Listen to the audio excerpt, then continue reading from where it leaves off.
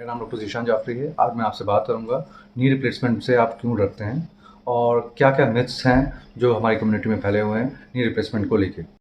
तो सबसे पहला सवाल रहता है हमारा नी रिप्लेसमेंट के लिए, लोग बोलते हैं कि आप नी रिप्लेसमेंट के बाद आलती-पालती नहीं मार पाओगे, उकड़ू नहीं बैठ पाओगे। तो इसका सीधा सा सवाल है कि आजकल के जो इम्प्लांट यूज़ होते हैं नी रिप्लेसमेंट में, उसमें हाई फ्लेक्स इम्प्लांट यूज़ होते हैं जिसमें आप आलती-पालती मार के बैठ सकते हो। और हाँ, लेकिन उकड़ू बैठने के लिए हम लोग मना करते हैं। लेकिन आपका हम पूछना चाहते हैं प्राइम कंसर्न क्या है नी रिप्लेसमेंट कराने का? आलती-पालती मारना, उकड़ू बैठना या अपनी डेली लिविंग जो एक्टिविटी हैं, उनमें इम्प्रूवमेंट लेके आना। मतलब फॉर एग्ज़ाम्पल चलना, स्टेयर्स चढ़ना, इन सब में अगर आपका आंसर है यस कि मैं चलना चाहती हूँ, मैं चलना चाहता हूँ या फिर स्टेयर्स चढ़ना चाहता हूँ, तो आपको नी रिप्लेसमेंट के लिए जाना चाहिए। और अगर आपका प्राइम कंसर्न है कि आपको आलती-पालती मारनी है, उकड़ू बैठना है, आप उकड़ू नहीं बैठ पाओगे, तो आपको नी रिप्लेसमेंट नहीं कराना चाहिए। दूसरा सवाल होता है नी सर्जरी से पहले कि मेरी एज बहुत ज़्यादा है, मुझे शुगर है, मुझे बीपी की प्रॉब्लम है और मुझे थायराइड है और मैं 60 साल का हो चुका हूँ, क्या ये मेरे लिए सर्जरी सेफ़ है या नहीं है? या मैं 70 साल का हो चुका हूँ, तो ये सेफ़ है या नहीं? तो मैं आपको बता दूँ कि ये जो सर्जरी है नी रिप्लेसमेंट का जो रेशियो है 50 टू 70 ईयर्स का रेशियो है और इसमें जो पेशेंट्स होते हैं इसी एज ग्रुप के होते हैं। और सर्जरी से पहले आपके सारे टेस्ट होते हैं, आपको हार्ट को लेके हार्ट का टेस्ट होता है, आपकी जितने भी पैरामीटर्स हैं, थायराइड, डायबिटीज़, सारे टेस्ट होने के बाद जब आप फिट होते हो सर्जरी के लिए, तभी आपको सर्जरी की जाती है। ऐसा नहीं है कि आपको ये जो प्रॉब्लम है, फॉर एग्ज़ाम्पल आपका हार्ट की प्रॉब्लम है, तो आपको सर्जरी पहले एडवाइस की जाएगी, हार्ट पहले बाद में कंसीडर किया जाएगा।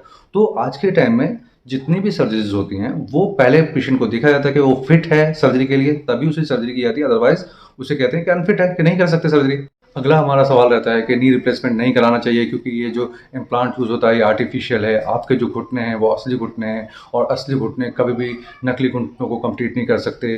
तो इनकी जो लाइफ होती है इम्प्लांट की, जो नी रिप्लेसमेंट के इम्प्लांट हैं, वो 5 साल, 10 साल, ये हमारे सवाल आते हैं। तो इसका सिंपल सा जवाब ये है कि अभी जो इम्प्लांट यूज़ होते हैं वो आराम से 15-20 साल चल जाते हैं। और इसमें रिवीजन सर्जरी का भी ऑप्शन है कि अगर फॉर एग्जांपल आपकी यंग एज में अगर सर्जरी हो रही है तो आप दोबारा से रिवाइज सर्जरी करा सकते हो। और दूसरी चीज़, अगर भगवान के दिए हुए घुटने खराब हो गए हैं और उससे आप चल नहीं पा रहे हो, तो उन असली घुटनों का आप क्या करोगे कि हाँ साहब मेरे असली घुटने हैं, साहब मैं जो चेंज नहीं करना है, और आप उन असली घुटनों से चल नहीं पा रहे हो, तो ऐसे घुटनों का क्या फ़ायदा? तो इससे अच्छा बेटर ऑप्शन है कि आप नी रिप्लेसमेंट करा के आप अपनी वॉक या डेली रूटीन की लाइफस्टाइल को कंटिन्यू कर सकते हैं। अगला सवाल भी हमारा रहता है कि जो मोटे लोग हैं जिनका वज़न 100 किलो है या 100 किलो से भी ज़्यादा है या 90 किलो है, उन्हें नी रिप्लेसमेंट सर्जरी नहीं करानी चाहिए क्योंकि नी रिप्लेसमेंट सर्जरी फेल हो जाएगी मोटे लोगों की, और पहले आपको वज़न कम करना चाहिए, उसके बाद सर्जरी कराना लेना चाहिए। तो अभी आप ये सोचो कि जो यंग जनरेशन है उन्हें नहीं वेट कम करना काफ़ी टफ है, तो आप सोचो कि आपके घुटने खराब हैं, आपका क्या वेट कम हो जाएगा? तो सबसे सिंपल बात यह है कि आपके लिए हैवी वेट में भी नी रिप्लेसमेंट सर्जरी सेफ है। नी रिप्लेसमेंट सर्जरी कराने के बाद आप वॉक से, डाइट से अपना वेट कम कर सकते हो, लेकिन आपके पास सर्जरी से पहले सिर्फ एक ही ऑप्शन है, आप वॉक नहीं कर सकते, एक्सरसाइजेस नहीं कर सकते, सिर्फ डाइट। तो एक यंग जनरेशन को जब वेट लॉस करना टफ है तो आपके लिए और ज़्यादा टफ होगा। तो मैं कहूँगा कि आपको नी रिप्लेसमेंट करा लेना चाहिए। बहुत से लोगों को लगता है कि नी रिप्लेसमेंट में बहुत ज़्यादा पेन होता है और इसके बाद फिजियोथेरेपी करानी होती है जिसमें और भी ज़्यादा पेन होता है।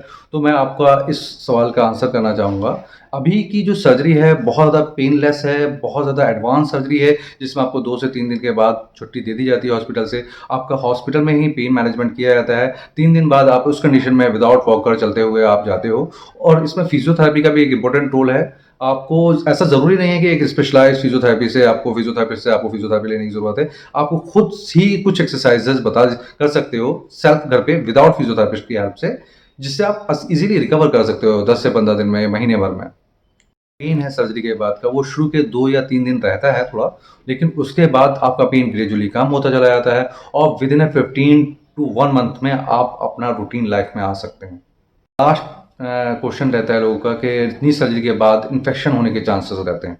नो डाउट इन्फेक्शन किसी भी सर्जरी के बाद हो सकता है, लेकिन इसका जो परसेंटेज है वो अगर आप गूगल पे भी सर्च करेंगे तो 1% है। और ये डिपेंड करता है कि आपने सर्जरी कितने अच्छी इंस्टीट्यूशन से कराई है, कहाँ पे हाइजीन का कितना अच्छे से ध्यान रखा गया, ओटी कितनी नीट एंड क्लीन थी, और किस सर्जन से आपने सर्जरी कराई है। तो मैं चाहूँगा कि आप पैसे के पीछे मत भागिएगा, कभी भी सर्जरी कराएं, किसी neat and clean experience surgeon के साथ आप सर्जरी कराएं।